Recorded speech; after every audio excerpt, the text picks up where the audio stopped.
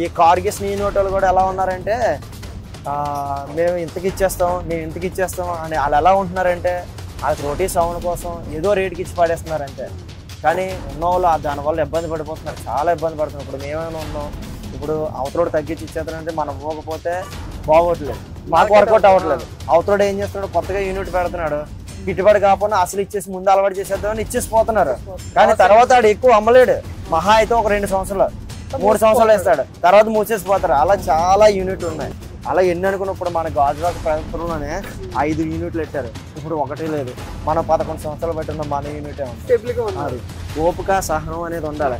ఆడేదో ఇచ్చేయమన్నాడు కదా అని మనం ఇచ్చేసాం అనుకోండి, ఆడు ఇచ్చేస్తున్నారు కదా అని అవ్వకూడదు. నచ్చితే వెళ్తుంది, ఇప్పుడు కాకపోతే రేపు 3 సంవత్సరాలు వెయిట్ చేయండి. ఏ వ్యాపారం చేసినా సరే ఓపిక సహనం అనేది ఉండాలి.